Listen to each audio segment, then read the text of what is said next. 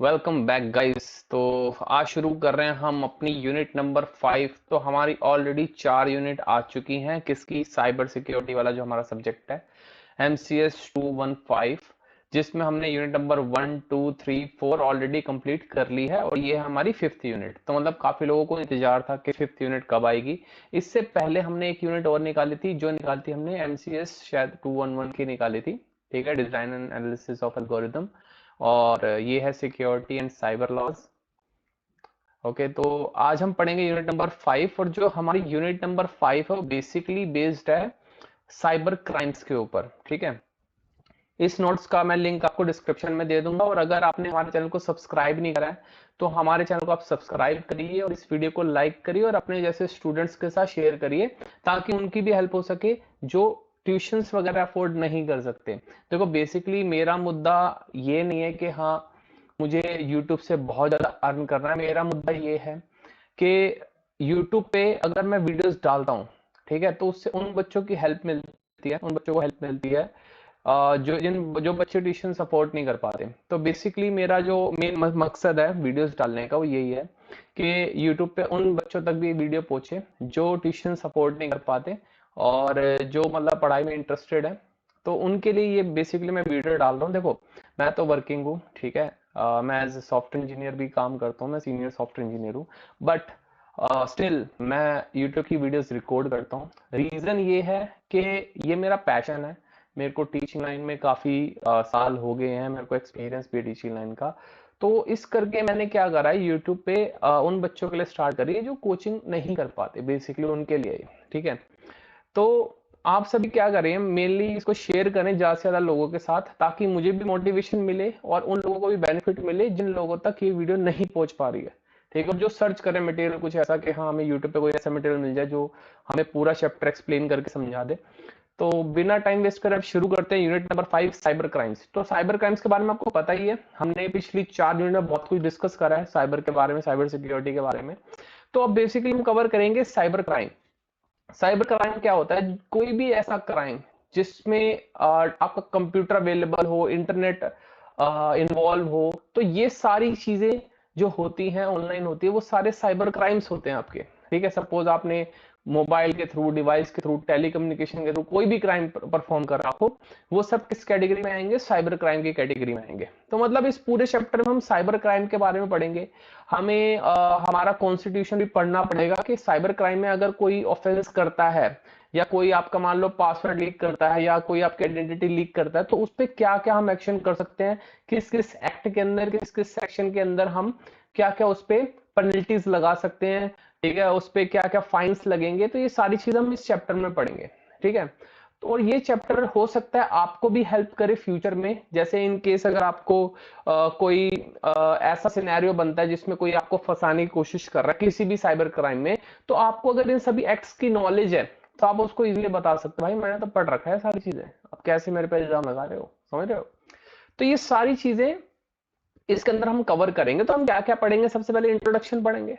ठीक है, वही जो हमारा बेसिक स्ट्रक्चर होता है, इसका ऑब्जेक्टिव्स। इसके बाद हम पढ़ेंगे cyber crime and it's classifications, क्या क्या कितने टाइप के साइबर क्राइम्स होते हैं। इसके बाद पेनल्टीज एंड कंपनसेशंस, क्या क्या पेनल्टीज हैं, क्या क्या कंपनसेशन मिलेगा।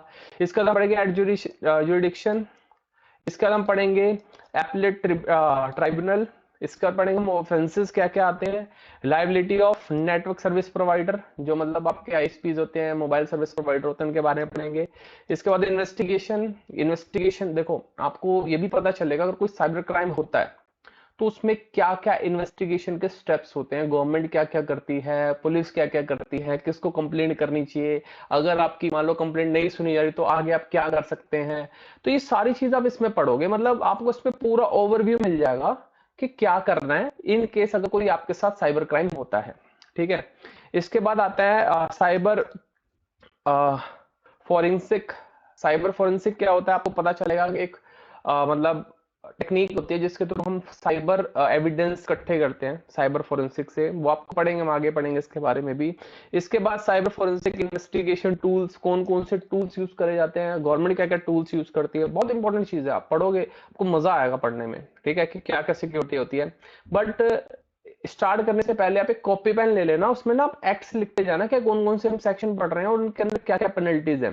वैसे तो मैं इसका लिंक आपको शेयर कर दूंगा डिस्क्रिप्शन में। बाकी आपको भी याद होना चाहिए कि किस पेनल्टी के अंदर, किस एक्ट के अंदर इसको सजा मिलेगी, ठीक है, अगर कोई आपके साथ साइबर क्राइम होता है तो। ठीक है, तो ये सारी चीजें हम इस पूरी यूनिट के अंदर कवर करेंगे।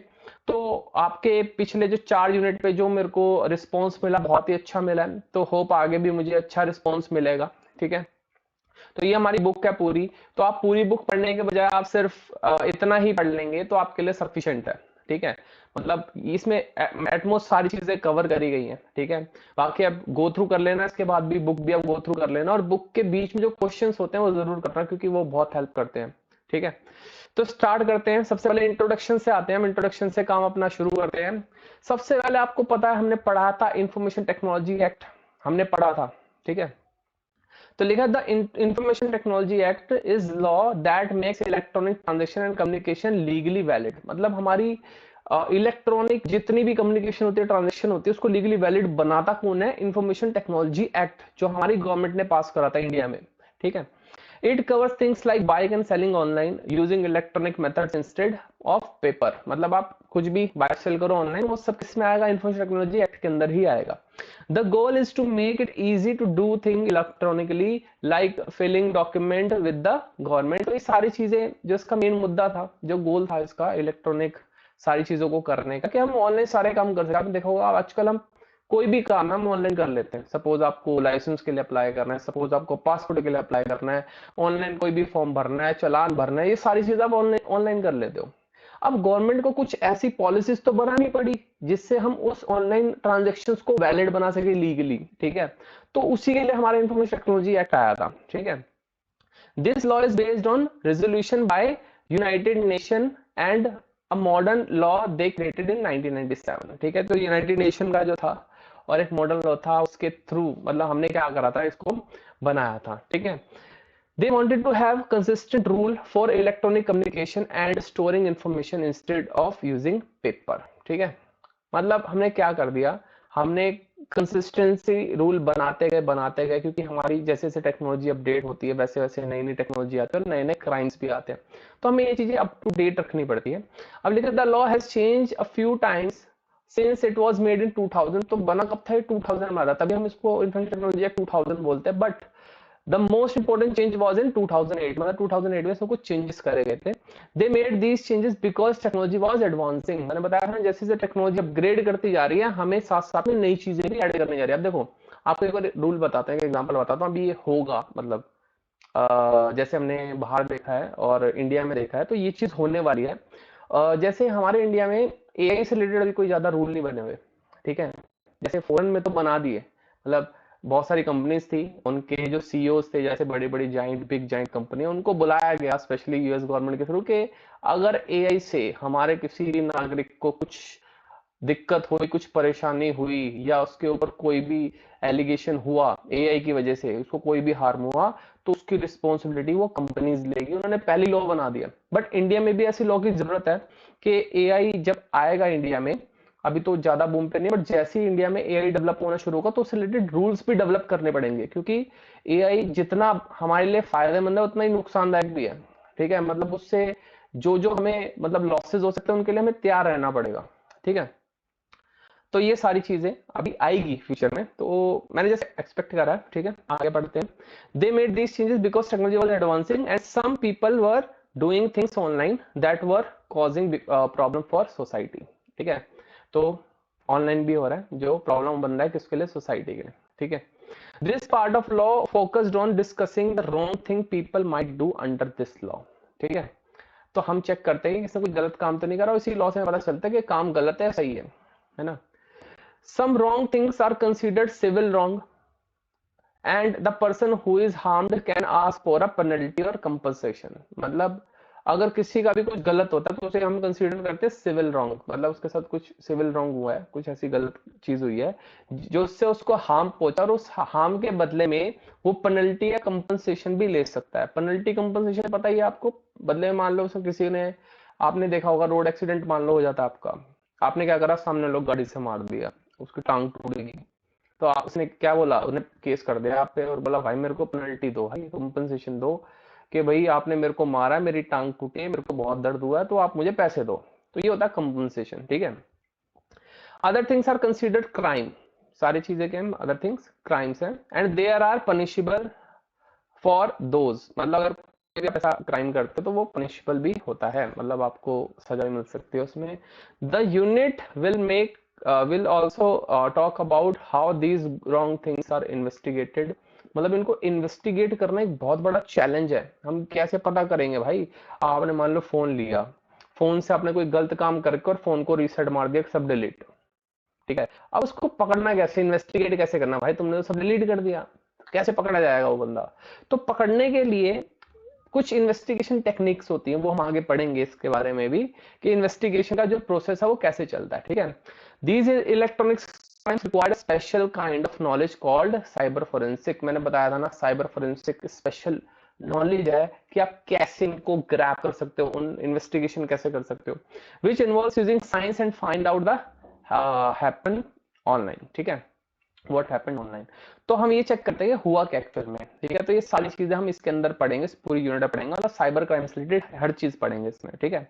अब ऑब्जेक्टिव क्या है, after reading this unit you should be able to describe the act for which penalties and compensation are provided, also discuss when these act become an offence, पता चल जाएगा वो कौन सा ऑफेंस है, कब पेनल्टी पे करनी है, कब कंपनसेशन करना है ना, ये सारी चीजें। Discuss the offences for which punishable is provided, punishment is provided, पता ही चल जाएगा आपको किस पे पनिशमेंट मिलेगी। Examine the jurisdictional issues involve in the investigation and punishment of the cyber crime, पता चल जाएगा कौन कौन सा आप इस पे लॉ लगा सकते हो, कौन सा एक्ट लगा सकते हो। कॉपी पेन लेके बैठना, मैं आपको बता रहा हूँ, ये लिखते जाना, ठीक है। बाकी मैं दे दूंगा आपको पूरा डॉक्यूमेंट, डिस्क्रिप्शन में लिंक दे दूंगा, मैं आपको बता भी दूंगा कैसे डाउनलोड करना है, बहुत ही सिंपल है, डिस्क्रिप्शन पे क्लिक करो और वहां पर लिंक मिलेगा, जिस पे क्लिक करो ओपन हो गया, ठीक है, कोई बड़ी चीज नहीं है, ठीक है। Discuss the challenges faced by the investigation agencies in investigation of cyber crime, penalties, compensation and judicial system, ठीक है। मतलब आपको ये पता चल जाएगा कि क्या क्या प्रॉब्लम्स फेस करी जाती हैं जो हमारी इन्वेस्टिगेटिंग एजेंसीज होती हैं उनके थ्रू। सपोज आपने कोई क्राइम करा, अब मेरी एक एजेंसी है, गवर्नमेंट एजेंसी में मैं काम करता हूँ, मेरे को क्या क्या प्रॉब्लम आ सकती है भाई, आपकी सारी डिटेल निकालना, डेटा रिकवर करना, इन सब चीजों में, तो वो सारी चीजें भी हम इसमें पढ़ेंगे, ठीक है। अब पढ़ते हैं cyber crime and it's classification, ठीक है। ध्यान से समझना साइबर क्राइम क्या होता है। Cyber crime means doing bad thing on the internet using a computer, कोई आपने बैड थिंग करी इंटरनेट पे यूजिंग अ कंप्यूटर, तो वो क्या आपका साइबर क्राइम है, ठीक है। The computer is like a tool to harm someone by doing a crime, computer का एक टूल है, कुछ किसी को भी हार्म कर सकता है आप उससे, ठीक है।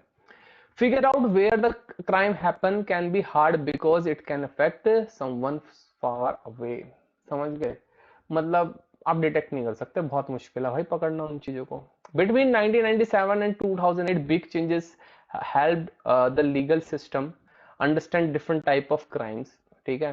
1997-1980 के बीच में हमें पता चला कि बहुत सारे क्राइम्स होते हैं। All cyber crime involve both the computer and the person using it, मतलब दोनों इन्वॉल्व होते हैं, पर्सन जो कंप्यूटर चला रहा है और वो सिस्टम भी, जो कंप्यूटर वो भी, दोनों साइबर क्राइम में इन्वॉल्व है, ठीक है। But sometimes the computer is the main target, main target क्या होता है, कंप्यूटर होता है। अब जैसे एक एग्जांपल बताता हूँ, कोई अगर मुझे हैक करने की कोशिश करेगा तो वो मुझे हैक करेगा या मेरे कंप्यूटर को हैक करेगा, तो मुझे तो कर नहीं सकता, हाँ मुझे हार्म कर सकता है दूसरे तरीके से, बट मेरे कंप्यूटर को हैक करने की कोशिश करेगा, है ना। तो ये सारा आपका हो गया साइबर क्राइम, आपको समझ आ चुका आई थिंक, अगर नहीं है तो आप रिवाइज करके देख ले। लेकिन एक चीज ध्यान रखना, साइबर क्राइम ना, मतलब इंडिया में अब जो है साइबर क्राइम से रिलेटेड बहुत ज्यादा रिस्ट्रिक्शन है, साइबर क्राइम हेल्पलाइन भी आपके पास, आप कंप्लेंट कर सकते हो, बहुत सारी चीजें हैं, ठीक है। आपको बस पता होना चाहिए, नॉलेज होनी चाहिए। अगर आप ये चैप्टर पूरा ढंग से पढ़ लेना और याद कर लेके एक सेक्शन को, तो आपसे बड़ा कोई साइबर क्राइम का जानकार नहीं है, ठीक है, तो ढंग से एक बार पढ़ लेना। अब हैकिंग और स्टॉकिंग, अब हैकिंग तो आपको पता ही है, बेसिक सी टर्म है, जैसे this involve attacking a computers information and resource, मतलब किसी भी कंप्यूटर सिस्टम पे अटैक कर लिया और उसकी इंफॉर्मेशन सारी निकाल ली, रिसोर्सेज निकाल लिए, तो वो क्या हैकिंग है, ठीक है। और स्टिकिंग क्या होता है, this involve attacking an individual's personal space, मतलब आपकी पर्सनल डिटेल्स निकाल ली, आपकी पर्सनल लाइफ के अंदर कोई घुस गया, वो सब क्या है, स्टॉकिंग। ठीक है।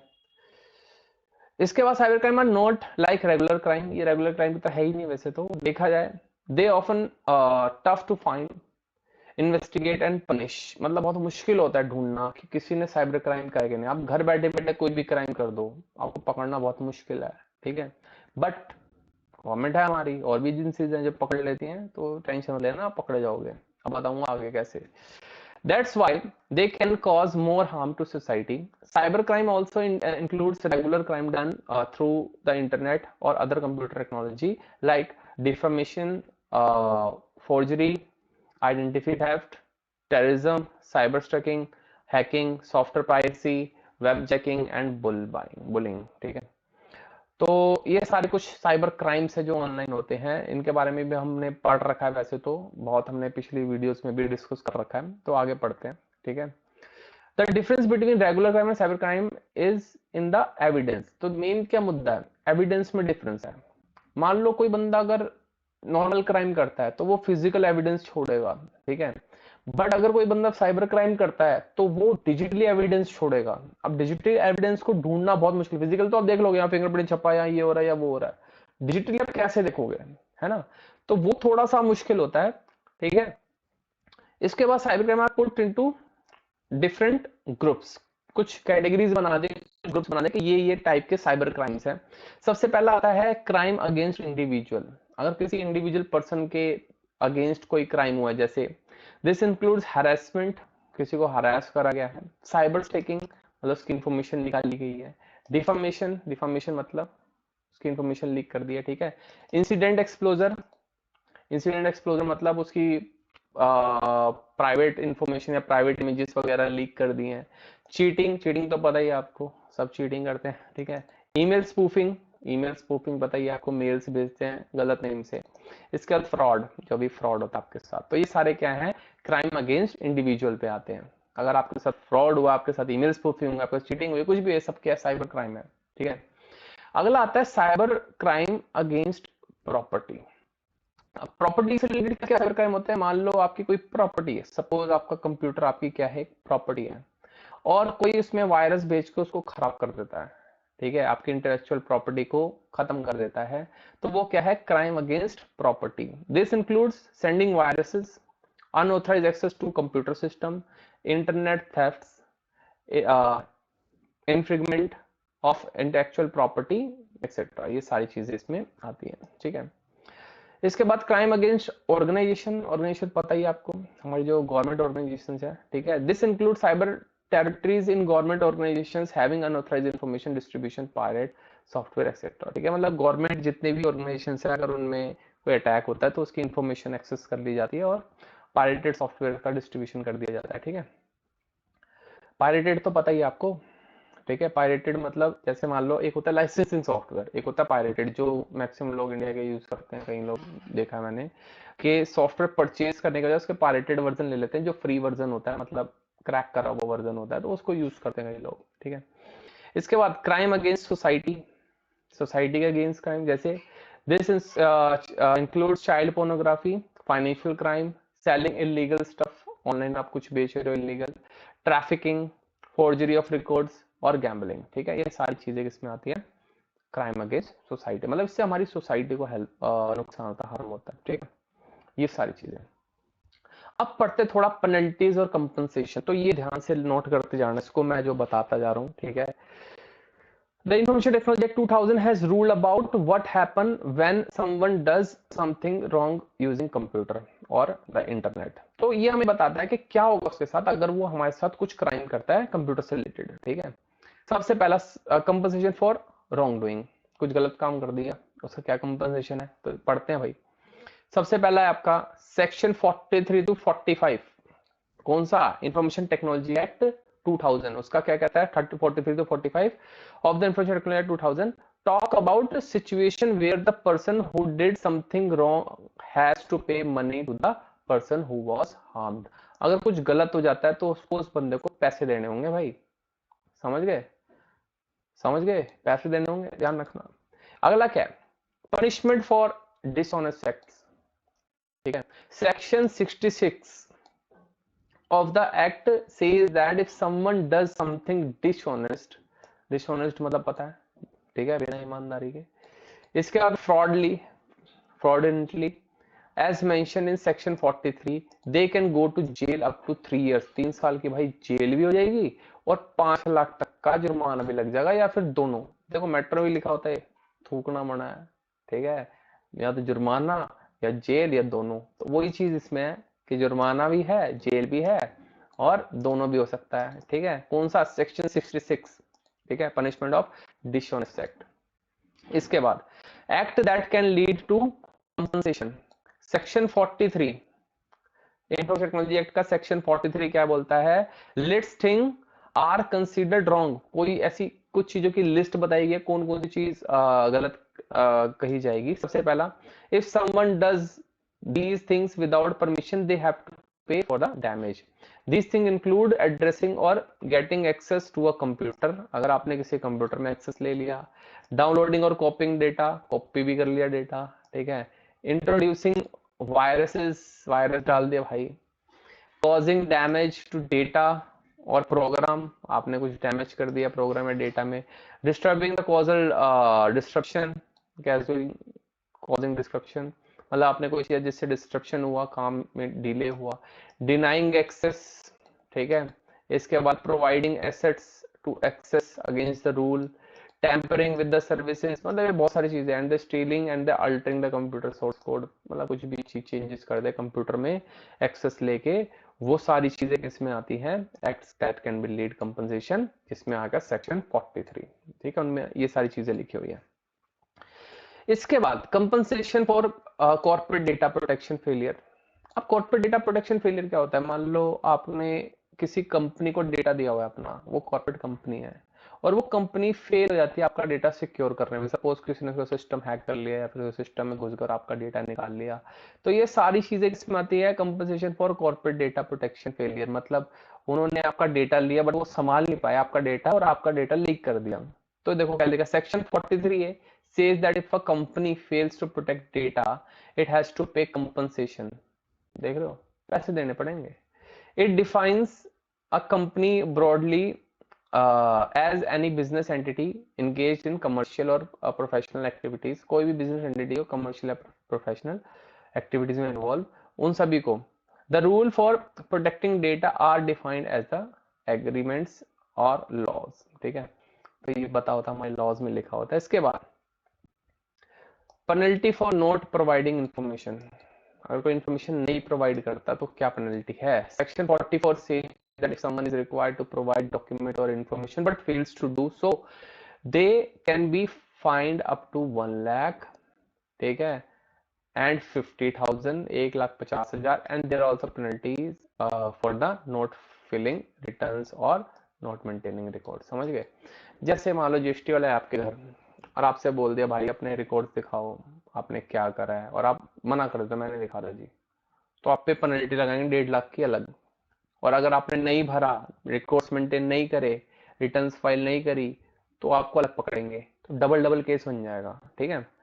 इसके बाद रेजिड्यूरी पेनल्टी क्या होता है? ये section 45 is for cases where someone break rule और regulations and there no specific penalty mention, in such case maximum penalty is 25,000 rupees. अगर मान लो कोई ऐसी चीज, ऐसा रूल तोड़ता है जिसकी पेनल्टी मेंशन नहीं है, हमारे पूरे एक्ट में कहीं नहीं लिखा कि भाई ऐसा भी कोई काम है, तो सिर्फ 25,000 रुपए दो और छूट जाओ समझ गए, 25,000 रुपए बस।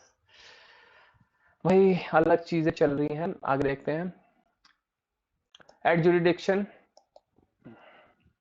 सॉरी एडजुडिकेशन, ठीक है, इसका section 46 talks about resolving disputes and giving compensation, ठीक है। The government can choose an officer like director can be charge of the settling the issues. This officer will handle the case where the claim injured or damage is up to 5 crore rupees. अब देखो adjudication क्या होता है?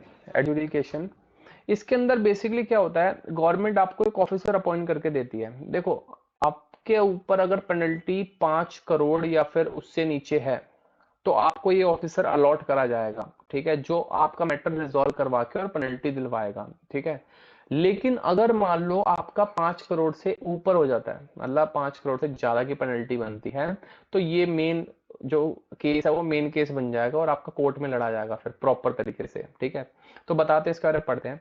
The person involve in must to get fair chance to explain their side of the story during the inquiry. तो मतलब उसके ऊपर पूरा चांस है कि वो बता सकता है, अपनी पूरी भावना एक्सप्रेस कर सकता है कि मेरे को क्या प्रॉब्लम थी, किस वजह से ये हुआ, ये सारी चीजें। If the claim more than 5 crore, मैंने बताया ना 5 करोड़ से अगर ज्यादा है, the matter goes to regular court instead of this officer, मतलब कोर्ट में चला जाएगा फिर मुद्दा आपका। The officer handling the case is considered like जज इन सम वे, ठीक है। तो ऑफिसर क्या है, वो एक तरह से जज बनता है उसको केस का, ठीक है। तो उसका क्या क्या काम होता है, सबसे पहले all the discussion in front of this officer seen judicial proceeding under certain law, मतलब जो भी उसके आगे बोला जाएगा वो सब लीगली वैलिड होगा। मतलब मान लो दो पार्टीज हैं, दोनों की वजह फ्रॉड हुआ, एक बंदा है जो फ्रॉड कर रहा है, एक है जिसके साथ हुआ, दोनों ने क्या करा, केस करा, मतलब जिसके साथ हुआ उसने केस करा उस पे, तो एक ऑफिसर अपॉइंट करा गया, उस ऑफिसर को क्या बोल दिया गया कि वो ऑफिसर डिस्कस करा, दोनों के बीच में बात हो रही है, तो जो जो हुआ वो सब रिकॉर्ड करा जाएगा। This officer is considered a civil code of the specific laws related to criminal procedure। तो इसी को माना जाएगा हमारा क्या, कंसीडर करा जाएगा सिविल कोड्स के थ्रू, ठीक है। इसका the officer is also seen as a civil code for certain part of the civil code, civil procedure code, मतलब इसी को माना जाएगा हमारा सिविल कोड, मतलब इसी को हम देखते हैं कि ये कोर्ट वाला ही बंदा हमारे लिए और वही काम कर रहा है, ठीक है। The person chosen is to be adjudication educating officer, इसको एजुकेटिंग ऑफिसर बोलते हैं, must have right experience in information technology, और उसको क्या होता है, इंफॉर्मेशन टेक्नोलॉजी में बहुत अच्छा एक्सपीरियंस होता है, एंड द लीगल और जुडिशियल मैटर, मतलब जितने भी लीगल जुडिशियल मैटर उन सबका एक्सपीरियंस होता है, as decided by the central government, ये हमारी सेंट्रल गवर्नमेंट अपॉइंट करती है, ठीक है। This help make sure the person handling the case know about both technology and the law, मतलब उस पर्सन को दोनों के बारे में पता होना चाहिए, टेक्नोलॉजी के बारे में पता होना चाहिए, लॉज के बारे में पता होना चाहिए, समझ गए। अब ये होता है एक आपका सिक्स्थ, इसका क्वेश्चन आता है एपलेट ट्राइब्यूनल, ठीक है, ट्राइब्यूनल। एपलेट ट्राइब्यूनल क्या होता है, बेसिकली एक तरीके की कोर्ट ही है, मैं आपको बता देता हूँ क्या होता है। An appellate tribunal is like a special court that looks at decision made by other court और कमिटी अगेन। तो ये भी एक तरीके की कोर्ट ही है, जैसे हम बोलते हैं एपलेट ट्राइब्यूनल कोर्ट, ठीक है। एपलेट ट्राइब्यूनल कोर्ट आपने सुना होगा वर्ड कई बार, ठीक है। तो इसके बारे में और पढ़ते हैं क्या, who is the appellate tribunal, है क्या appellate tribunal. According to section 48 the telecom dispute settlement and appellate tribunal established under the telecom regulatory authority of India act 1997। तो ये कब स्टैब्लिश करा गया था, ये अंडर करा गया था सेक्शन 48 के under, telecommunication telecom regulatory authority of India के थ्रू, जो एक्ट है हमारा 1997, उसके अंडर में इसको रजिस्टर्ड कराया था। Is now the appellate tribunal for the information technology act. This tribunal will have the power to handle case and make decision under this law, मतलब इस पूरे एक्ट के अंदर पावर है, ठीक है, कि वो डिसीजन ले सकता है किसी भी ऑनलाइन एक्टिविटी, अगर ऑनलाइन फ्रॉड हुआ, साइबर क्राइम हुआ उसके अंडर में, ठीक है। तो हाउ कैन समवन अपील, कैसे अपील करते हैं, section 57 says that if someone is unhappy with the decision of the controller और an adjudicating officer, they can appeal to the appellate court tribunal court. तो simple सी चीज है, अगर मान लो वो ऑफिसर ने कुछ ऐसा डिसीजन लिया जो मैंने पहले केस बताया था, ठीक है, एडजुडिकेटिंग ऑफिसर जो हमारा था, उस ऑफिसर ने कोई डिसीजन लिया और उस डिसीजन से आप अनहैप्पी हो, मतलब आपको वो डिसीजन समझ नहीं आया बिल्कुल भी, तो आप सिंपली क्या कर सकते हो, उस केस को आप मूव करा सकते हो एपलेट ट्रिब्यूनल कोर्ट में, ठीक है। उस कोर्ट के अंदर उसका डिसीजन आगे वो लिया जाएगा, लेकिन आपको 45 दिन के अंदर अंदर आपको बताना पड़ेगा कि हाँ मैं यहाँ से अनहैप्पी हूँ और मैं ये केस आगे लड़ना चाहता हूँ, ठीक है। सपोज आप डिसीजन से अनहैप्पी हो तो आप आगे भी उसको ले जा सकते हो। जब आप उसको आगे ले जाओगे तो 45 दिन का आपके पास टाइम होता है कि 45 डेज के अंदर हम उसको आगे ले जाएं। बट अगर आप 45 डेज मिस कर देते हो किसी रीजन से, बट आपका जो कंसेप्ट है, आपका जो लॉजिक है उसके पीछे कि हाँ मैं सही हूँ, वो बिल्कुल सॉलिड है, मतलब आपका किस सॉलिड है, स्ट्रॉन्ग है, ठीक है। तो आपको उसके बाद भी अगर आप अच्छा रीजन देते तो आपको मतलब दोबारा से परमिशन मिल जाती है कि हाँ एपीलेट ट्रिब्यूनल में आप कंसीडर कर सकते हो अपील के लिए, ठीक है। अपील समझते हो ना क्या होता है? सपोज आप एक से अनहैप्पी हो तो दूसरी जगह आप अपील करते हो। इसके बाद how does the Apple appeal proceed process work, ठीक है। अपील का प्रोसेस कैसे वर्क करता है समझो ध्यान से। Section 58 says that the appeal appellate tribunal doesn't have to follow the usual rule of this civil procedure code. Instead it follows the principle of natural justice. तो जो भी नेचुरल जस्टिस के लॉज होते हैं वो ये फॉलो करता है, ये कोई सिविल प्रोसीजर कोड के रूल्स को फॉलो नहीं करता। It has power similar to civil code, मतलब इसके पावर पूरी होती है सिविल कोड के under the civil procedure code, such as calling the people to testify, asking for documents, receiving evidence in affidavit and more, मतलब जितने भी documents वगैरह वो मंगा सकता है कोर्ट आपका, ठीक है। तो ये अपील का प्रोसेस होता है। If someone disagree with the appellate tribunal decision, देखो अगर कोई अपीलेट ट्रिब्यूनल डिसीजन से अनहैप्पी होता है तो वो हाई कोर्ट पे जाएगा सिंपली, मतलब उससे भी ऊपर एक कोर्ट है हाई कोर्ट, और हाई कोर्ट में भी अगर नहीं होता तो आपको पता ही है सुप्रीम कोर्ट है ना। तो if someone disagree with the appellate tribunal's decision, section 62 says that it can appeal to the high court within 60 days, मतलब 60 दिन के अंदर वो क्या कर सकता है, from the date of they received decision, जिस दिन को डिसीजन उसके 60 दिन के अंदर उसको क्या करना पड़ेगा, supreme court sorry high court में अपील कर सकता है वो, ठीक है। If they had a good reason for not filing the appeal within this time, the high court might allow them to file it within an additional 60 days, मतलब अगर वो 60 दिन में नहीं कर पाया बट उसके पास एक गुड रीजन, अच्छा रीजन है कि वो सही है, तो वो आगे 60 दिन का और एडिशनल टाइम देती है कोर्ट, तो आपका हो जाता है, ठीक है। अब पढ़ते हैं ऑफेंसेस के बारे में। अब देखो यहां से आपका मेन मुद्दा शुरू होता है ऑफेंसेस का। एक मिनट,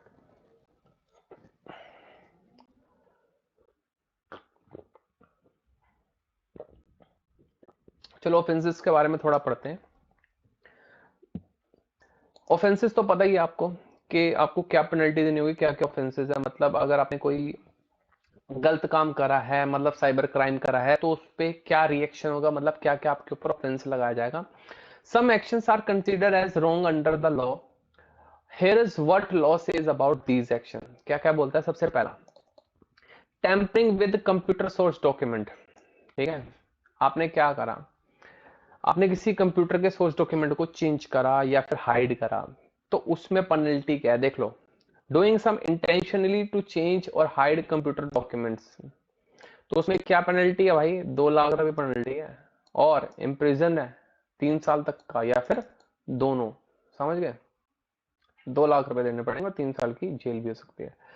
इसके बाद डिसऑनेस्ट और fraudulent act, doing an dishonesty और फ्रॉडुलेंटी एज मेंशन इन सेक्शन 43, जितना भी फ्रॉड हुआ या फिर डिसऑनेस्ट करा आपने, उसके लिए जो फाइन है वो है 5 लाख का, और इम्प्रिजन कितना है, 3 साल का जेल है आपका, बोथ या फिर दोनों भी हो सकते हैं, ठीक है।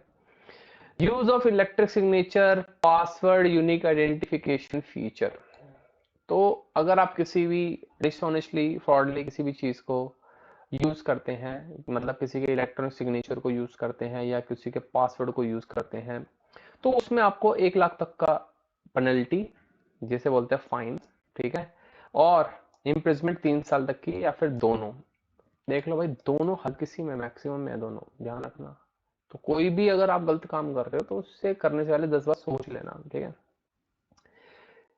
चीटिंग बाय पर्सनेटिंग मतलब किसी पर्सन की अपनी आइडेंटिटी यूज करके किसी दूसरे पर्सन को कॉल कर दिया, ठीक है, उसे भी बोलते हैं चीटिंग बाय पर्सनेटिंग।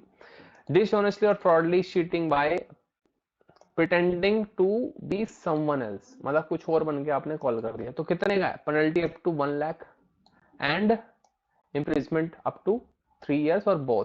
ये कब है, सेक्शन 60।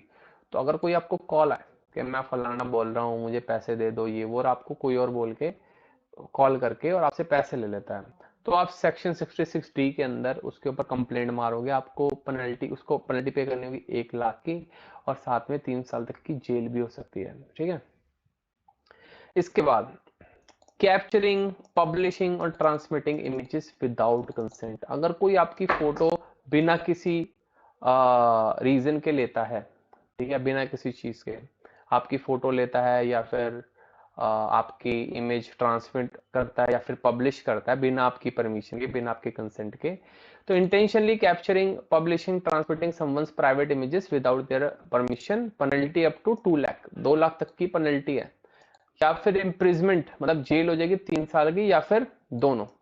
ठीक है, इसके बाद थ्रेटिंग यूनिटी, इंटीग्रिटी, सिक्योरिटी और सोवरेनिटी ऑफ इंडिया, मतलब आप इंडिया की जो प्राइवेट चीजें या फिर यूनिटी है उसके लिए अगर आप कोई खतरा, मतलब कोई ऐसा काम कर रहे हो इलेक्ट्रॉनिक या फिर कंप्यूटर को यूज करके, तो उसमें क्या होता है भाई, उम्र कैद है सीधा, प्रिजनमेंट फॉर लाइफ। समझ गए? तो आपको पता चल गया होगा क्या सिस्टम है। इसके बाद अगला पढ़ते हैं हम, publishing material that appeals to prurient interest, मतलब कुछ ऐसा मटेरियल आपने पब्लिश करा है जो मतलब सही नहीं है, मतलब कोई ऐसा मान लो एबनॉर्मल या फिर इलीगल कंटेंट आपने पब्लिश कर दिया है। समझ गए आप? इलीगल मतलब कोई भी ऐसा जिसमें आप किसी भी पर्सन के कोई प्राइवेट पार्ट्स वगैरह कुछ दिख रहे हैं या फिर कुछ ऐसी चीज पब्लिश करते हैं मटेरियल, तो उसके अंदर आपको पेनल्टी है 5 लाख रुपए की, साथ में 3 साल की जेल, और ये है फर्स्ट टाइम पे अगर आपने पहली बार करा। और जहां आप दूसरी बार करेंगे अगर इसको, तो उस केस में आपको 10 लाख रुपए की पेनल्टी प्लस 5 साल का, 5 साल का आपको जेल या फिर दोनों, ये दोनों चीजें हो सकती है। तो मतलब ये तो बहुत ही महंगा सौदा भाई, करना ही मत भूल के। इसके बाद नेक्स्ट आता है पब्लिशिंग सेक्सुअली एक्सप्लिसिट मटेरियल, तो अगर कोई भी ऐसा मटेरियल आप पोस्ट कर रहे हैं सेक्सुअली एक्सप्लिसिट हो, तो उसके लिए आपको 10 लाख रुपए का जुर्माना और 5 लाख रुपए की 5 साल की जेल। ठीक है, तो मतलब दोनों भी हो सकते हैं, ध्यान रखना, कुछ भी मत करना ऐसा। लेकिन ये चीजें ना देखो, ये जो पब्लिशिंग है सेक्सुअल एक्सप्लिसिट मटेरियल, इसके अंदर कुछ कंडीशंस हैं। ठीक है, कुछ चीजें हैं जिसमें आप ये चीजें आप स्किप कर सकते हैं, जैसे कुछ एक्सेप्शन है, जैसे कुछ बुक्स है, बुक्स में ऐसी कोई चीजें छपी हुई या राइटिंग में या ड्राइंग में, या फिर कोई मटेरियल बेस्ड साइंस है, ठीक है, उसके अंदर, और कोई लिटरेचर है, कोई आर्ट है, उसके अंदर कुछ ऐसा है, या फिर लर्निंग के लिए, हेरिटेज के लिए, या फिर रिलीजियस पर्पस के लिए, तो इन सभी चीजों में इन चीजों पर पेनल्टी नहीं लगती। इसके बाद intercepting, monitoring and decrypting information. ठीक है, the government can order agencies to intercept, monitor और decrypt information for certain reason। तो गवर्नमेंट कभी भी बोल सकती है भाई इस बंदे की सारी इंफॉर्मेशन निकालो। ठीक है, अगर कंप्लाई नहीं कर पाता, फेल टू कंप्लाई, तो क्या होता है भाई, 7 साल की तुम्हें जेल हो जाएगी। ठीक है, इसके बाद making misrepresentation for licence और इलेक्ट्रॉनिक सिग्नेचर सर्टिफिकेट। ठीक है, मतलब आपने गलत स्टेटमेंट दे दी, ठीक है, या फिर गलत लाइसेंस बना दिया, गलत मतलब फ्रॉड बोल लो, ठीक है, या डिजिटल सिग्नेचर बना दिए किसी के गलत झूठे, तो उसमें पेनल्टी है 1 लाख रुपए की, और साथ में 2 साल की आपकी जेल भी है, या फिर दोनों भी हो सकता है, ये ध्यान रखना। ठीक है, ये कौन सा सेक्शन 71, ये सेक्शंस देखो यहाँ पर लिखे हुए सबके, तो आप पढ़ लेना। अगला unauthorise disclosure of electronic record, section 72 बताया था, disclosure disclosing electronic record without consent, बिना पूछे तुमने इसके इलेक्ट्रॉनिक चीजें डिस्क्लोज कर दी, तो 1 लाख का जुर्माना, 2 साल की जेल। तो ऐसे बहुत सारे हैं। Unauthorise disclosure of personal information, आपने पर्सनल इन्फॉर्मेशन डिस्क्लोज कर दी किसी की बिना उससे पूछे, ठीक है, रॉन्गफुल, तो क्या होगा, 5 लाख का जुर्माना, 30 साल की जेल, सेक्शन 72 है। सेक्शन 73 कहता है unauthorise publication of electronic signature certificate, अगर आप अनऑथराइज पब्लिश करते हो तो 1 लाख रुपए का जुर्माना और 2 साल की जेल। इसका fraudulent use of electronic signature, आपने फ्रॉड किसी का यूज कर लिया इलेक्ट्रॉनिक सिग्नेचर का, मतलब किसी और का इलेक्ट्रॉनिक सिग्नेचर आपने यूज कर लिया बिना उसकी कंसर्न के, तो उसमें भी आपकी पेनल्टी है 1 लाख रुपए और साथ में 2 साल की जेल। ठीक है, सेक्शन 74। नेक्स्ट आते हैं liability of network service provider. अब नेटवर्क सर्विस प्रोवाइडर क्या होता है और इसकी क्या क्या लाइबिलिटी है। देखो, आप जब इंटरनेट अपने घर पे यूज करो तो आपका आईएसपी जो है वो नेटवर्क सर्विस प्रोवाइडर है, मतलब वो आपको इंटरनेट की एक्सेस दे रहा है। अब उसकी भी कुछ रिस्पॉन्सिबिलिटी बनती है ना। जैसे मान लो आपका इंटरनेट जो चल रहा है उस पर कोई ऐसा इलीगल चीज ना चले, या फिर कुछ चीजें रिस्पॉन्स मतलब बहुत माइनर रिस्पॉन्सिबिलिटीज है, मैं आपको बताऊंगा। और हमारी जो गवर्नमेंट है वो उसको प्रोटेक्शन भी देती है, ठीक है। क्या प्रोटेक्शन देती है मैं आपको बता देता हूँ, ये थोड़ा सा पढ़ लेते हैं इसका बारे में, बहुत बढ़िया चीज है ये, हमें पता होना चाहिए कि हमारा आईएसपी जो होते हैं। देखो, जब भी आईएसपी के बारे में सोचो ना, तो आप सोचो जो आपका लोकल इंटरनेट वाला है ना, वो आईएसपी आपका, ठीक है। और मोबाइल आईएसपी तो आपको पता ही है, मोबाइल सर्विस प्रोवाइडर। क्या होता है मोबाइल सर्विस प्रोवाइडर? वही जो आप सिम्स यूज करते हैं अपनी मोबाइल के लिए, वो सारे आपके मोबाइल सर्विस प्रोवाइडर होते हैं, ठीक है। तो network service provider is someone who lets you access service on the internet, ठीक है, like an internet service provider और mobile service provider. They act as a middleman helping messages traveling between the senders and the receiver of for electronic communication। तो वही middleman होते हैं आपके और communication करवाते हैं। What the law says, laws क्या कहता है? Section 79, section 79 provide some protections to these middleman, मतलब इन मिडलमैन को कुछ प्रोटेक्शन दी गई है हमारे सेक्शन 79 के under, like internet service providers, ठीक है। इसके बाद an intermediary like an ISP won't be held responsible for the information or data provided by the other third parties। मतलब आईएसपी आपका रिस्पॉन्सिबल नहीं है, कोई थर्ड पार्टी कुछ इंफॉर्मेशन प्रोवाइड करती है या कोई डेटा लीक करती है, उसका थर्ड आपका आईएसपी उससे कुछ भी मतलब लेना देना नहीं है आईएसपी वाले को। आईएसपी वाला फ्री है भाई, उसको पूरी प्रोटेक्शन मिली हुई है। अब कंडीशंस फॉर प्रोटेक्शन, क्या क्या कंडीशन है? To protect, to be protected the intermediary must क्या क्या करना चाहिए? Only provide access to the communicating system like the internet where the information from other is sent or stored। तो सिर्फ तभी एक्सेस प्रोवाइड करे जब स्टोर करी जाए, सेंड करी जाए। Does start not start the transmission, choose who get the message और change the information in the message, ठीक है। तो समझ गए, आपका ट्रांसमिशन स्टार्ट नहीं होगा, ठीक है। आपको पहले चूज करना पड़ेगा कि क्या मैसेज आपको चाहिए और क्या इन्फॉर्मेशन आपको चेंज करनी है, उसके बाद आप कर सकते हैं। इसका follow the rule set by the government to their responsibilities. तो गवर्नमेंट भी कुछ रूल्स बनाती है इनके लिए, तो वो भी इनको फॉलो करने होते हैं। When the protection doesn't apply, अब कब कब ये प्रोटेक्शन नहीं मिलेगी उनको? जब intentionally help the supports encourage someone's who do illegal, मतलब कुछ भी इलीगल करा उसका वो सपोर्ट करा तो उसको प्रोटेक्शन नहीं मिलेगी, सिंपल सी बात है, ठीक है। The intermediary knows the about और told by the government their system is being used for illegal activities, मतलब जब गवर्नमेंट उनको बोला अगर तुम्हारा सिस्टम इलीगल एक्टिविटी में है और ये अभी जल्दी से मैं रिप्लाई नहीं करता या रिमूव नहीं करता उस एक्सेस को, तो उसके खिलाफ एक्शन, मतलब उसको कोई प्रोटेक्शन नहीं मिलेगी, ठीक है। इसके बाद इन्वेस्टिगेशन, देखो 9 हमने खत्म कर लिया, अब 10th पॉइंट पे है इन्वेस्टिगेशन। यहां से हमें पता चलता है कि इन्वेस्टिगेशन का प्रोसेस कैसे शुरू होता है। तो जितना भी हमने पढ़ा वो सब आप दोबारा से रिवाइज कर सकते हैं, डिस्क्रिप्शन में लिंक मिल जाएगा आपको। अब 10th शुरू करते हैं, इन्वेस्टिगेशन इन साइबर क्राइम्स, कैसे इन्वेस्टिगेशन करते हैं। तो इंट्रोडक्शन पढ़ते हैं। When it comes to investigation cyber crime, special skills and technical tools are crucial, without them it's almost impossible to conduct an efficient investigation, ठीक है। तो मतलब हमें बहुत सारे टूल्स चाहिए होते हैं, कुछ स्पेशल स्किल्स चाहिए होती हैं जिसके थ्रू हम इन्वेस्टिगेशन करते हैं। The Indian government amended some laws like the criminal procedure code and the evidence act, along with the introducing new rules and regulations under the information technology act 2000 to adapt the need of cybercrime investigation। मतलब government ने कुछ rules में change करे, जिस changes की वजह से हमने बहुत सारे टूल्स मिले हैं जिससे हम इन्वेस्टिगेशन को और अच्छे तरीके से कर सकते हैं। तो आपको समझ आ गया होगा कि आइडिया कि हम कर किस बारे में ले बात। तो इन्वेस्टिगेशन बेसिकली क्या होती है मैं आपको बताता हूं, ठीक है। मान लो आपके साथ कोई क्राइम हुआ, ठीक है, और आपने क्या, उसने क्या करा, जिसने क्राइम करा जो क्रिमिनल है उसने क्या करा, सारे एविडेंस को डिलीट कर दिया, रिमूव कर दिया। अब आपने बोला भाई मेरे को तो उसने ये मैसेज करा था, अब आपके फोन में तो मैसेज है ही नहीं, सब डिलीट कर दिया। तो गवर्नमेंट के पास कुछ ऐसे टूल्स होते हैं वो उन मैसेजेस को भी रिकवर कर लेती है, मतलब वो मैसेजेस भी वो एक्सेस कर सकते हैं जो ऑलरेडी डिलीट करे जा चुके हैं, मतलब फोन से रिमूव्ड हैं। फॉर्मेट फोन को भी रिकवर कर लेती है वो, ये ध्यान रखना।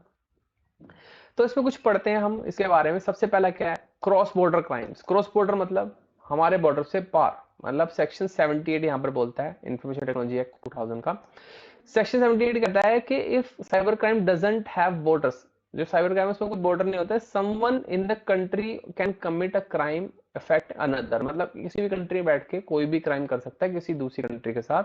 तो सेक्शन 75 क्या कहता है of the act says that if a person committed a cyber crime outside India, मतलब अगर कोई पर्सन इंडिया से बाहर बैठ के कुछ क्राइम कर रहा है, ठीक है, but involves a computer system in India, मतलब उसमें एक ऐसा कंप्यूटर सिस्टम इन्वॉल्व है जो इंडिया में स्टोर्ड है समझ गए, इंडिया में स्टोर्ड है, the law in India applies to that person no matter their nationality, मतलब लॉस पे मतलब जरूर लगेगा लॉ, चाहे वो किसी भी नेशनलिटी का हो, समझ गए। इंडिया का कंप्यूटर इन्वॉल्व होना चाहिए, तभी कहते हैं भाई सर्वर्स भी इंडिया में बनाओ, तभी इंडिया के एक्ट चलेंगे उस पे। आप सर्वर्स यूएस पे बनाओगे तो आपके एक्ट्स नहीं चलेंगे उस पे, उसमें यूएस के लॉस चलते हैं। इंडिया में सर्वर बनाओगे, इंडिया में लॉस चलेंगे, ठीक है। इसके बाद कॉन्फिगरेशन ऑफ टूल्स। कॉन्फिगरेशन क्या होता है, if someone use computer disk or other accessory to break the cyber laws, these things can be confiscated. However, if it's proven that these tools weren't used for the fraudulent activities, the person won't be arrested. मतलब आपने मान लो कुछ tool use कर रहे हो आप, और tool use करने पे कुछ साइबर क्राइम में इन्वॉल्व है वो टूल्स, तो पुलिस आएगी आपके सारे डिवाइसेस जब्त कर लेगी और उसको ले जाएगी, फिर बोलेगी कि भाई हम इन्वेस्टिगेट कर रहे हैं, जब कुछ निकला तो बताएंगे, ठीक है। और आप कभी सोच रहे हो कि हमें क्या अरेस्ट कर लेगी पुलिस, नहीं, जब तक आपका पूरा साइबर क्राइम प्रूव नहीं होता। मान लो आपने उन टूल से कुछ गलत एक्टिविटी करी ही नहीं है, आपका टूल से मतलब आपने गलत एक्टिविटी करी ही नहीं है कुछ, तो आपको पुलिस नहीं पकड़ेगी, तो आप बिल्कुल सेफ है, ठीक है। लेकिन अगर आपने कुछ गलत एक्टिविटी करी है, इलीगल एक्टिविटी करी है, कोई साइबर क्राइम करा है, तो आपको पकड़ लेंगे, ठीक है। इसके बाद compensation and penalties, section 77। Penalties और कॉन्फिस्केशन won't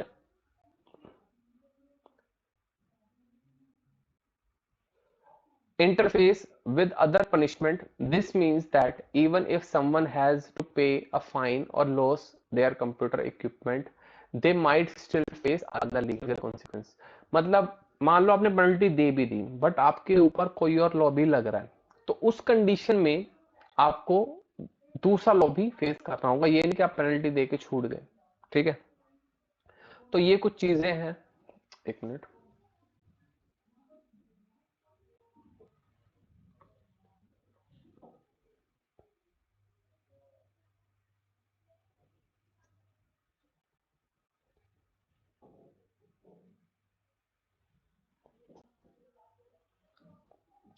ठीक है, अगला पढ़ते हैं।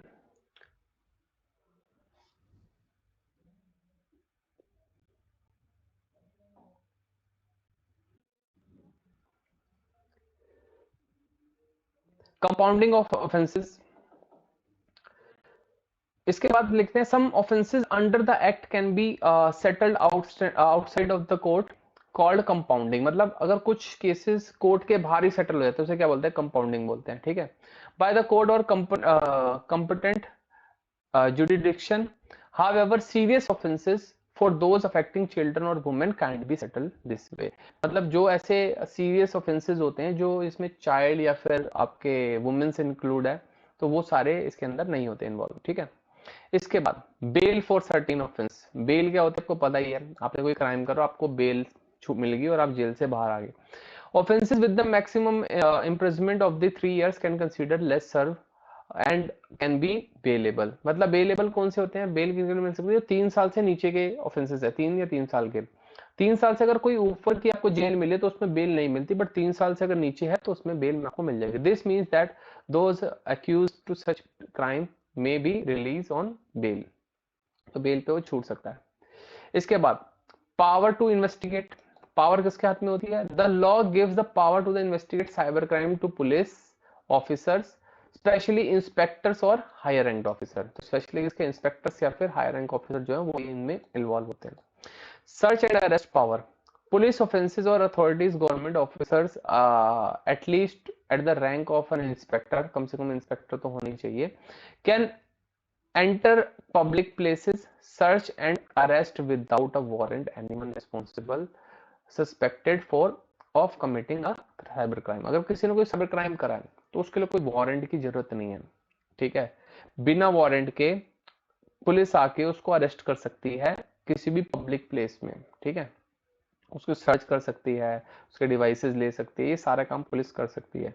If a person is arrested by non police officer, they must be taken a miss magistrate और the officer in charge of the police station without unnecessary delay. तो वो उनके ऊपर वाले के पास जा सकता है, ठीक है, या कंप्लेंट लेके। अब पढ़ते हैं साइबर फोरेंसिक। साइबर फोरेंसिक मैंने बताया था कुछ ऐसी टेक्निक्स जिनके थ्रू जो साइबर क्राइम है उनको पकड़ा जाता है। What is cyber forensic? Cyber forensic also known as computer forensic is like being a digital detective. क्या ये एक डिजिटल डिटेक्टिव है? It involves using investigation analysis of technology to gather the stored evidence for computer और digital devices. The goal is to do this in a way that's suitable for presenting in the court of law. मतलब law में कुछ evidence दिखाने के लिए हमें evidence को क्या करना पड़ता है, निकालना पड़ता है, उनको इकट्ठा करना पड़ता है। कौन से डिजिटल एविडेंस? क्योंकि आपका यहाँ साइबर क्राइम हुआ है, आपका फिजिकल क्राइम नहीं हुआ, तो आपके फिजिकल एविडेंस तो होंगे नहीं। तो डिजिटल जो एविडेंस है उनको जितना भी मतलब निकाला जाता है, उनको इकट्ठा करा जाता है, स्टोर करा जाता है, वो सारा कौन करता है? साइबर फोरेंसिक के अंडर में आता है, ठीक है। लीगल अथॉरिटी क्या होती है? अब ध्यान से सुनो, गवर्नमेंट ने, ठीक है, सेंट्रल गवर्नमेंट ने कुछ डिपार्टमेंट्स बनाए हैं, कुछ लीगल बॉडीज बनाई है, ठीक है, एजेंसीज हैं जो ये काम करती हैं, जो एग्जामिन करती हैं। जैसे section 79A of the law give the central government the power to declare certain departments, जैसे डिपार्टमेंट्स, बॉडीज और agencies and expert in electronic evidence. मतलब बहुत सारी एजेंसीज को हम मतलब गवर्नमेंट अपॉइंट करती है। These expert known as the examiners, इनको क्या बोलते हैं? एग्जामिनर्स बोला जाता है। Can provide opinion on the electronic evidence in court.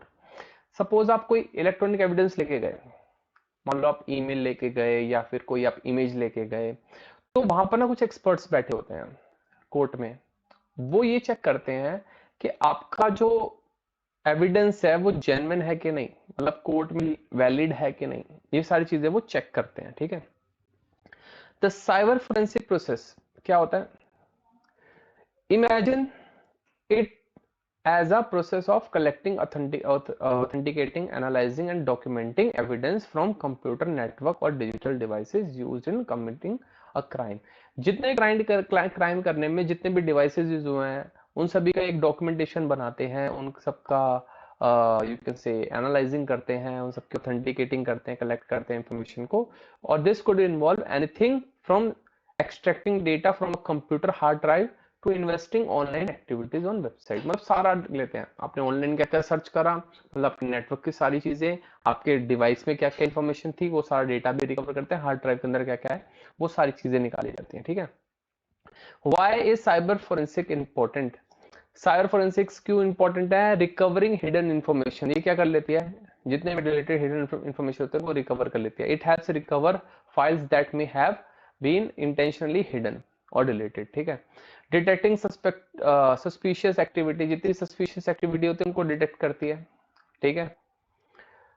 इसके बाद एड्रेसिंग फाइल सिस्टम इश्यूज, जितने फाइल सिस्टम इश्यूज होते हैं। फाइल सिस्टम क्या होता है? बेसिकली आपको पता है एक सॉफ्टवेयर होता है जिससे हम किसी भी फाइल्स को एक्सेस कर सकते हैं। तो सॉफ्टवेयर को रन करने के लिए हमें, मतलब उस फाइल्स को एक्सेस करने के लिए हमें फाइल सिस्टम सॉफ्टवेयर चाहिए किसी भी डिवाइस की फाइल्स को। तो अगर मान लो किसी का फाइल सिस्टम करप्टेड है या अनअवेलेबल है तो उसमें फाइल सिस्टम डाल के और उसको निकाला जाता है डेटा को, ठीक है। इसके बाद technology in modern era, in today's tech field world, knowing how to use cyber forensic is crucial। मतलब cyber forensic को यूज कैसे करें बहुत क्रूशियल है। इसके बाद trained specialist play a key role in collecting and presenting evidence. मतलब हमें क्या चाहिए? ट्रेन्ड स्पेशलिस्ट चाहिए जो ये काम करते हैं, ठीक है। फोरेंसिक एग्जामिनेशन क्या होता है? These examination help in specialising lab और क्लीन रूम। मतलब क्या होता है? उनके पास एक लैब होता है, क्लीन रूम होता है। A skilled forensic expert is crucial to maintaining the integrity of the data, standardizing the examination process is important, and international organizations like Scientific Working Group on Digital Evidence have been formed to streamline the and standardize forensics examination worldwide. मतलब हमारे पास कुछ organisations भी हैं जो ये काम करती हैं, वर्ल्ड वाइड ऑर्गेनाइजेशंस हैं जो हमारा फोरेंसिक का एग्जामिनेशन का काम करती हैं, ठीक है। इसके बाद हम पढ़ते हैं digital forensic overview. Digital forensics is a broad term. Digital forensic क्या एक बड़ी टर्म है, ठीक है, dealing with the recovering investigation of digital और इलेक्ट्रॉनिक डेटा। तो इलेक्ट्रॉनिक डेटा को एनालाइज करने के लिए एक ब्रॉड टर्म हम यूज करते हैं डिजिटल फोरेंसिक, ठीक है, जिसका नाम जितने भी डिजिटल डिवाइस होते हैं उन सभी का डेटा रिकवर करते हैं। अब this can be include various सब ब्रांचेस। कौन कौन सी ब्रांचेस होती है? Computer forensic. कंप्यूटर फोरेंसिक क्या होता है? वही कंप्यूटर से related data. Network forensic, network से related data. Forensic data analysis, मतलब डेटा को एनालाइज करते हैं फोरेंसिक डेटा को। And the mobile device forensic, mobile device का भी फोरेंसिक करते हैं, मतलब उसकी सारे इंफॉर्मेशन रिकवर करते हैं।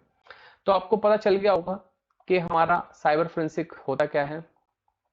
नेक्स्ट आता है cyber forensic tools and investigation, ठीक है, ये आई थिंक लास्ट है हमारा। साइबर फोरेंसिक टेक्निक्स कौन कौन सी है? सबसे पहला क्या है? Cross driven analysis. It connects data from different hard drives. मतलब हम बहुत सारी हार्ड ड्राइव कनेक्ट करके डेटा निकालते हैं, क्रॉस ड्रिवन एनालिसिस, ठीक है। लाइव एनालिसिस, लाइव एनालिसिस में हम क्या करते हैं? डेटा को एक चलते कंप्यूटर पे, मतलब अगर बंदा यूज कर रहा है तो हम उसकी डेटा निकालते जाते हैं, लाइव एनालिसिस करते रहते हैं, ठीक है। डिलीट फाइल रिकवरी, आपको पता है अगर मान लो आपने फाइल डिलीट कर दिया इंटेंशनली तो उसको हम रिकवर कर लेते हैं, डिलीटेड फाइल को भी। इसके बाद क्या होता है? Stochastic forensic. इसमें क्या करते हैं? डिटेक्टिंग डेटा थेफ्ट, कितना डेटा हमारा थेफ्ट हुआ, चोरी हुआ, ठीक है। स्टेनोग्राफी, स्टेनोग्राफी हमने पढ़ा था कब? जब हम क्रिप्टोग्राफी पढ़ रहे थे, उसके अंदर हमने क्या पढ़ा था कि इंक्रिप्शन डिक्रिप्शन पढ़ा था, उसके अंदर हमने स्टेनोग्राफी पढ़ा था कि हाइडिंग फाइल्स, मतलब किसी चीज के अंदर कोई इन्फॉर्मेशन स्टोर करना कि वो इस तरीके से कि वो दिखे भी ना, मतलब हाइडिंग फाइल्स, मैसेज, इमेजेस और वीडियो विद इन अदर्स। समझाया था मैंने आपको बहुत अच्छे से, आप वीडियो देख सकते हो, उसमें पता चल जाएगा। इसके बाद डिजिटल फोरेंसिक फेज कौन कौन से होते हैं? सबसे पहला policy and procedure development, establish guideline, मतलब हम कुछ गाइडलाइंस बनाते हैं, पॉलिसीज बनाते हैं। इसके बाद असेसमेंट, इवेल्युएटिंग द सिचुएशन, हम पूरे सिचुएशन को इवेल्युएट करते हैं कि क्या क्या हमें करना है, ठीक है, डिजिटल फोरेंसिक में। इसके बाद एक्विजिशन, हम क्या करते हैं? कलेक्ट करते हैं एविडेंसेस को, ठीक है। इसके बाद एग्जामिनेशन, उनमें से डेटा निकाला जाता है और उसको एनालाइज करा जाता है, ठीक है। इसके बाद रिपोर्टिंग, प्रेजेंटिंग फाइंडिंग्स, ठीक है, हम उसकी रिपोर्ट बनाते हैं और प्रेजेंट करते हैं उसको। अगला आता है हमारा फ्रैगिलिटी ऑफ डिजिटल एविडेंस। अब देखो सिंपल सी चीज है, अगर आपके डिजिटल जो एविडेंस है, ठीक है, उसको कोई भी डैमेज कर सकता है, ठीक है। तो digital evidence is easily damaged, modified और डिस्ट्रॉयड, ठीक है। To avoid mishaps, original evidence is duplicated for analysis. Examine can cover online और ऑफलाइन एक्टिविटीज, ठीक है। तो सिंपल सी चीज है कि आपकी जो डिटेल्स हैं वो मॉडिफाई करी जा सकती है, तो हम क्या करते हैं? उसका एक डुप्लीकेट बना के उसमें एनालिसिस करते हैं, मतलब वो इन्फॉर्मेशन बिल्कुल वैसी की वैसी बनी रहे और हम उसके एक डुप्लीकेट बना के उस पर काम कर रहे हैं, ठीक है। Examination can cover online and offline activities, मतलब जो आपकी ऑनलाइन एक्टिविटीज होते हैं लाइक क्रेडिट कार्ड ट्रांजेक्शन, ये सारी वो भी कवर करी जाती है और ऑफलाइन ट्रांजेक्शन भी आपकी इसमें देखी जाती है एक्टिविटीज, ठीक है। Critical role of digital evidence, क्या रोल है critical? Digital evidence is crucial in investigation, revealing what happened. Forensics expert look for metadata, suspicious content, and data on hard drives. Recorded logs act a behavioral database documenting every action on the computer.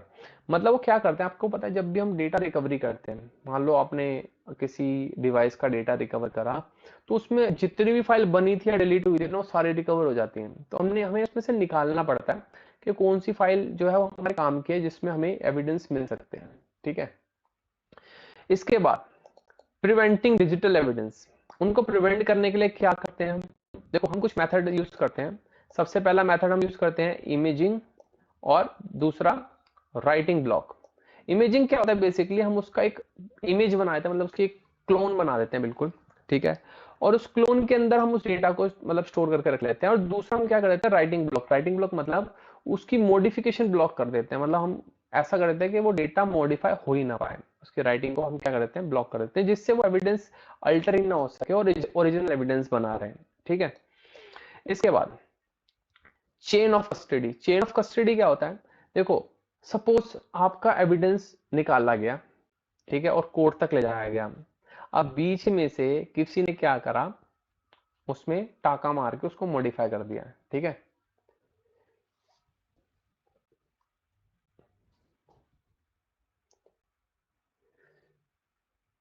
तो ये हमने काम कर दिया, ठीक है। ये है chain of custody. It's like a map showing how digital evidence is processed, collect, analysed and preserved. Three criteria are essential: no alteration, no functional duplicate copy, and secured evidence and media, ठीक है। तो हमें पता चल गया किस लिए होता है, एक मैप की तरह शो करता है डिजिटल एविडेंस को, ठीक है, कि हमने क्या कलेक्ट करा, कैसे एनालाइज करा, कैसे प्रिजर्व करा, मतलब हमारा डेटा जो है वो अल्टर नहीं हुआ हुआ, ये बताता वो हमें, ठीक है। इसके बाद importance of unbroken chain of custody. If the custody is broken, अगर कस्टडी आपकी ब्रोकन होती है, तो evidence submitted to court can be denied. It ensure evidence is trustworthy and hasn't been altered. तो अगर जो चेन है कस्टडी की वो अनब्रोकन है, तो इसका मतलब क्या है कि हमारा जो डेटा है वो बिल्कुल ठीक है, बिल्कुल यूनिक है, ठीक है। आगे क्या है, locating relevant evidence. After preserving evidence, investigator must carefully located relevant evidence. जो investigator होता है वो check करता है कौन कौन सा relevant है। Rushing can lead to make mistake and premature loss or alteration of evidence. Wait a minute.